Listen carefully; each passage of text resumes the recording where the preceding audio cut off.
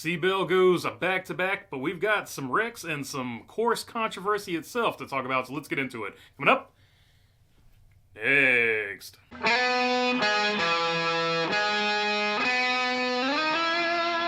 What's going on, everybody? Hope you're doing good this Monday. All right, Christopher Bell goes back-to-back, 2 wins in a row for the DeWalt Joe Gibbs Racing number 20 driver, and he has to early on be your favorite, at least for this 3-race stretch of the season for the championship. Now, I know it's way too early to talk about that, but he is definitely putting his name high on that list, especially with 5 of his 11 wins coming in the last 2 years.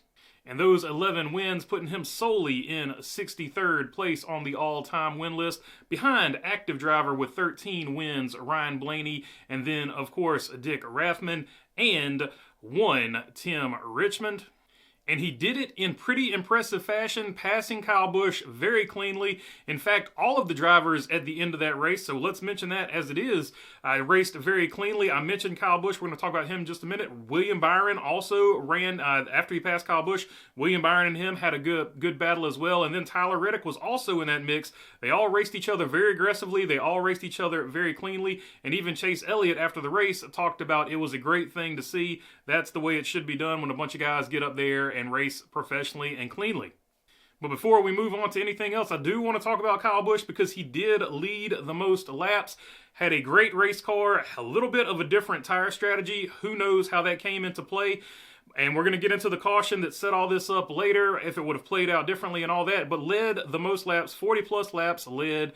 The best he's looked in RCR equipment in quite some time, so shout out to him. But not only shout out to him, shout out to RCR, who got a ton of criticism last season because Kyle Busch didn't win a race. Well, the first 3 races of this season, RCR has put the pieces together to have much faster race cars, and they have looked very, very fast at least these first 3 races of the season, which has been impressive. So good turnaround, not only for Kyle Busch, but for RCR in general. And if they keep doing these things, the winless streak is going to end very quickly, in my opinion. So I mentioned a wreck there when I was talking about Kyle Busch. That wreck, of course, between Denny Hamlin and Kyle Busch's teammate, Austin Dillon, where Denny Hamlin got off course and ran into Austin Dillon, causing Austin Dillon to get stuck in the gravel pit. That brought out a caution. That erased Kyle Busch's 4 or 5 second lead. 6 second lead, I don't know exactly. The Fox scoring and timing wasn't exactly on par, which maybe we'll talk about that in a minute too, but I don't feel like that's any new story or anything like that, so I don't know if I'll touch on it or not. But anyway, that wreck in particular, like all things in NASCAR, you've got one side of the aisle that thinks it was on purpose. Denny Hamlin did it on purpose because he wanted to erase that lead to give Christopher Bell the best opportunity to win the race. So there is that camp. Then there's the other camp that was like, well, Denny Hamlin just lost control of his car because he got into the dirt. You can see the gravel flying on the racetrack, and that's why he got into Austin Dillon. So there's that camp as well. I've been doing this long enough to tell you that I wasn't driving the race car. I don't know what happened, and I can't prove one side or the other right or wrong because, like I said, I wasn't driving the race car. So I'm just going to present both sides, and you can make up your own mind about it because it's just the way it is. It's 2025. A good conspiracy theory we will never shoot down if it can't be disproven. That wasn't the only wreck that caused some controversy, though. However, at the very beginning of the race, Ross Chastain made it 5 wide and took out a ton of drivers. Not going to be loved. One of those drivers, of course, being Chase Elliott. So now we've got, a lot of people saying the old Ross Chastain is back, or Ross Chastain is so back, saying it ironically or whatever. So Ross Chastain makes a very aggressive move in the very first turn of the race, takes out Chase Elliott. So a lot of people saying that that's, like a big deal. I'm not going to sit here and treat it like it's the biggest deal in the world. It's going to be a big deal because Chase Elliott was involved. But it was just a guy being really aggressive at the start of the race, trying to get as many positions as he could get. And it ended up being a mistake. It ended up causing a massive disaster and chain wreck like that. But at the end of the day, I just saw it as a guy being aggressive, maybe way too aggressive, way too early. But I didn't see it as anything more than that. I'm not going to put this, Ross Chastain's a dirty driver. He's back to his old ways again. I just saw a guy trying to get aggressive and trying to get as many spots at the start of a race as he could get. That being said, there's going to be a lot of people that disagree with that and think that Ross Chastain is back to being a dirty driver. He told Carson Hocevar, hold my beer and watch this. So there's that perspective of it as well. Ironically, in that wreck, he got some damage to Connor Zilisch, who was a story in this race as well. Connor Zilisch had to go to the back of the pack, worked his way all the way back up to 14th or 9th, depending on how the Fox scoring tracker, once again, was judging him. It was hard to tell on TV because it was all over the place. But after Connor Zilisch worked his way back up there, Daniel Suarez, his teammate, gets off the track, wrecks the car, jumps back on the track, and Connor Zilisch, trying to avoid it going wide, ends up hitting Daniel Suarez. That ended both of their days. Always what you don't want to see as a teammate, taking out another teammate. So 2 cars down for Trackhouse in that particular incident. But overall, Connor Zilisch showed what he could do once again on road courses. So if he gets another stab at this Cup Series deal on a road course, I wouldn't be afraid to pick him for fantasy or, whatever, because he looked really, really good out there. And who knows what would have happened if things had played out in a little bit of a different way. But wait, there's more. Pretty early on in the race, I'm not exactly sure what happened, but what is clear is that the 2 car of Austin Cindric, for reasons so far only beknownst to him, decided that he was going to run through and just completely intentionally wreck Ty Dillon. Now, like I said, I don't know what preceded this. I don't know what was going through his head when he did this, but it was pretty clear that it was intentional. And what we've seen in the past from NASCAR is if you intentionally wreck somebody, there either is a massive loss of points, like the Austin Dillon deal. They didn't let him into the playoffs because he wrecked to win. Or you can get suspended for a race, a la Bubba Wallace during the Kyle Larson situation. Or Chase Elliott, Denny Hamlin. Either way you want to look at it, whichever case you want to bring up. But it is going to beg the question, do we see a suspension for Austin Cindric going forward? Because he's off to a pretty good start. A suspension would kind of ruin that because, like you said, you don't get the waiver anymore. So if you get suspended for a race, it's going to set him back to 0, and he's going to have to start over. So he would be coming through a massive hole to get playoff eligible once again. So that's going to be a really interesting thing to follow, whether or not he gets the suspension or not.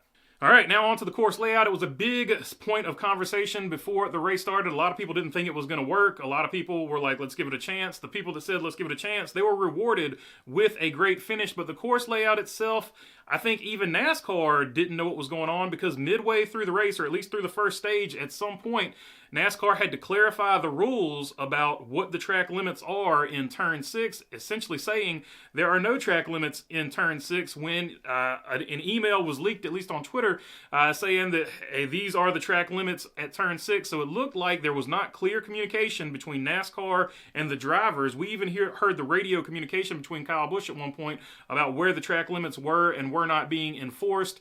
So it looked like it was a massive bit of confusion, at least the first part of this race, as to where the track limits were. And you saw a lot of guys getting penalized for some track limits and things like that. And most notably, probably the guy that got penalized the most for track limits was Alex Bowman, who eventually rallied to have a good day. But track limits were definitely a thing and definitely an issue. So speaking of top 10, let's get to that real quick. Winner, chicken dinner. Christopher Bell going back-to-back. William Byron gets the second place. Your pole sitter, Tyler Reddick, with a great race here, finishes in third. Chase Elliott rallies from that broken toe link in that aforementioned Ross Chastain wreck to get a fourth place finish because he took tires there on that last pit stop and was able to drive up through the field. Kyle Busch holds on for a fifth place finish. SVG had the freshest tires of anybody at the end, but was only able to get a sixth place out of it. Not the day Trackhouse wanted. Coming into this, you expected a Trackhouse car to at least finish first or second with all those guys that they had that are very capable at road courses. But SVG, your top finisher for Trackhouse in sixth place there, that was a bit of a story. Another little bit of a story here. First Ford finisher here in seventh place is Chris Buescher.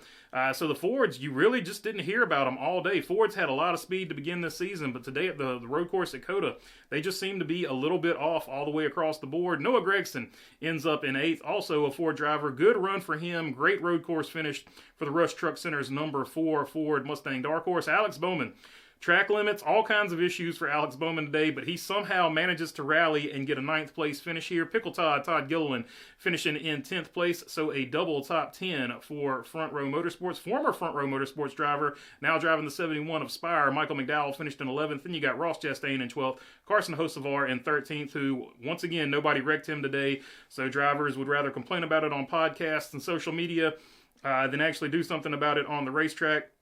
And then you got Chase Briscoe in 14th and Brad Keselowski in 15th.